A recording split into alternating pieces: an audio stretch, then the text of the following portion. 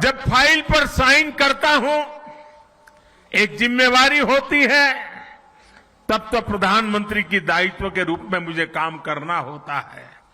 लेकिन उसके बाद फाइल जैसी चली जाती है, मैं प्रधानमंत्री नहीं रहता हूं। मैं सिर्फ और सिर्फ 130 करोड़ देशवासियों के परिवार का सदस्य बन जाता हूं। आप ही के परिवार के सदस्य के रूप में, एक प्रधान सेवक के रूप में जहां भी रहता हूं काम करता रहता हूं और आगे भी एक परिवार के सदस्य के नाते परिवार की आशा आकांक्षाओं से जुड़ना, 130 करोड़ देशवासियों का परिवार, यही सब कुछ है मेरी जिंदगी में।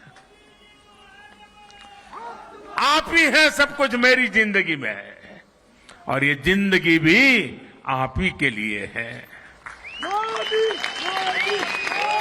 और जब हमारी सरकार अपने 8 वर्ष पूरे कर रही है, तो आज मैं फिर से इस देवभूमि से मेरा संकल्प भी दोहराऊंगा,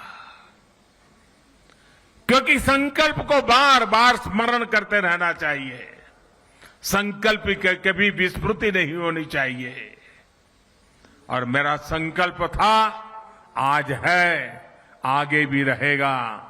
जिस संकल्प के लिए जीऊंगा, जिस संकल्प के लिए जूझता रहूंगा, जिस संकल्प के लिए आप सबके साथ चलता रहूंगा। और इसलिए मेरा ये संकल्प है, भारतवासी के सम्मान के लिए, हर भारतवासी की सुरक्षा, उस हर भारतवासी की समृद्धि कैसे बढ़े, भारतवासी की सुख शांति की जिंदगी कैसे मिले, उसी एक भाव से गरीब, दलित हो, पीड़ित हो, शोषित हो, वंचित हो, दूर सुदूर जंगलों में रहने वाले लोग हो, पहाड़ी की चोटियों पर रहने वाले, छूट-फूट रहने वाले एक आध दो परिवार हो, हर किसी का कल्याण करने के लिए जितना ज्यादा काम कर सकता हूं उसको करता रहूं। इसी भाव को लेकर के मैं आज फिर से एक बार इस देवभूमि से अपने आप को संकल्पित करता हूं।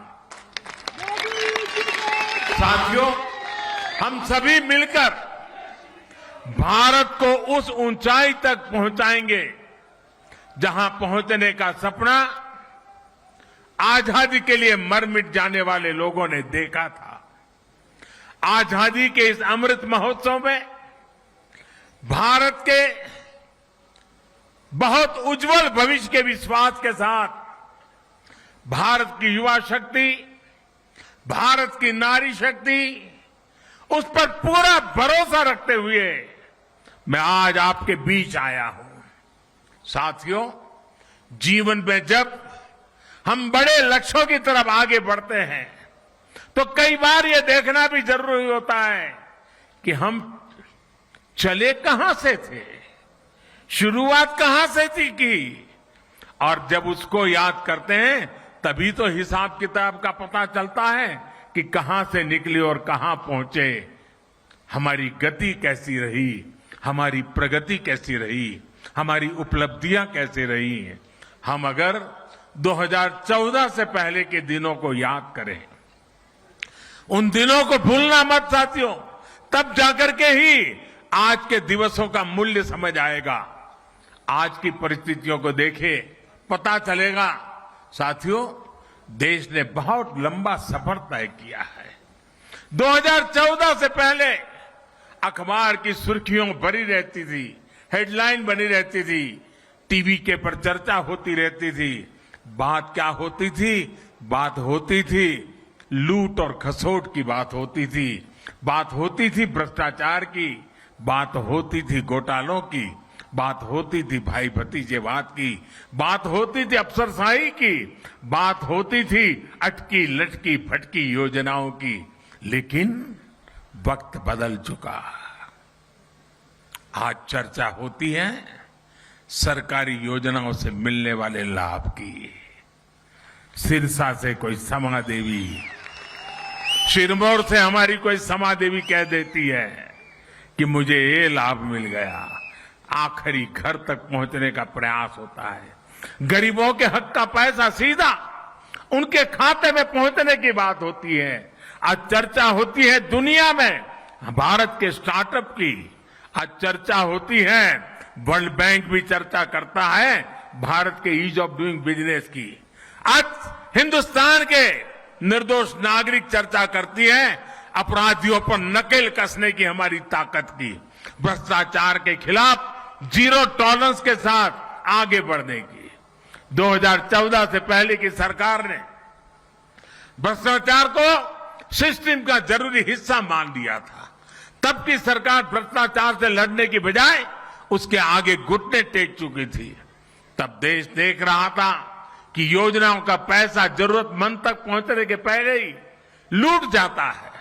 लेकिन आज चर्चा जनधन खातों से मिलने वाले फायदों की हो रही है। जनधन, आधार और मोबाइल से बनी त्रिशक्ति की हो रही है। पहले रसोई में धुआं सहने की मजबूरी थी, आज उज्ज्वला योजना से सिलेंडर पाने की सहूलियत है। पहले खुले में शौच की बेबसी थी, आज घर में शौचालय बनवाकर सम्मान से जीने की आजादी है। पहले इलाज के लिए पैसे जुटाने की बेबसी थी, आज हर गरीब को आयुष्मान भारत का सहारा है। पहले ट्रिपल तलाक का डर था, अब अपने अधिकारों की लड़ाई लड़ने का हौसला है।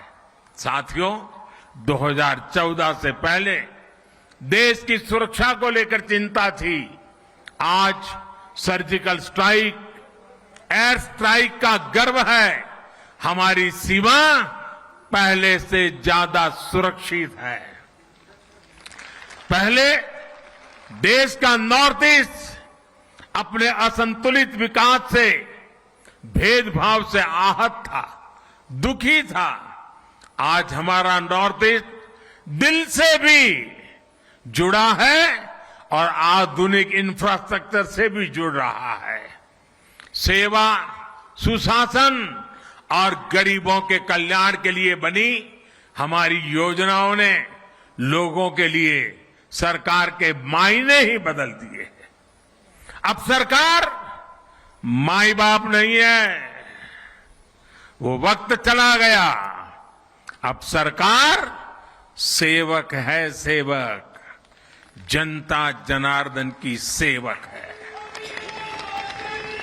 अब सरकार जीवन में दखल देने के लिए नहीं, बल्कि जीवन को आसान बनाने के लिए काम कर रही है। बीते वर्षों में हम विकास की राजनीति को देश की मुख्य धारा में लाए हैं। विकास की इसी आकांक्षा में लोग स्थिर सरकार चुन रहे हैं, डबल इंजन की सरकार चुन रहे हैं। साथियों, हम लोग अक्सर सुनते हैं कि सरकारें आती हैं, जाती हैं, लेकिन सिस्टम वही रहता है। हमारी सरकार ने इस सिस्टम को ही गरीबों के लिए ज्यादा संवेदनशील बनाया, उसमें निरंतर सुधार किए। पीएम आवास योजना हो, स्कॉलरशिप देना हो या फिर पेंशन योजनाएं, टेक्नोलॉजी की मदद से हमने भ्रष्टाचार का स्कोप कम से कम कर दिया। जिन समस्याओं को पहले परमानेंट मान लिया गया था, हम उसके परमानेंट सॉल्यूशन देने का प्रयास कर रहे हैं।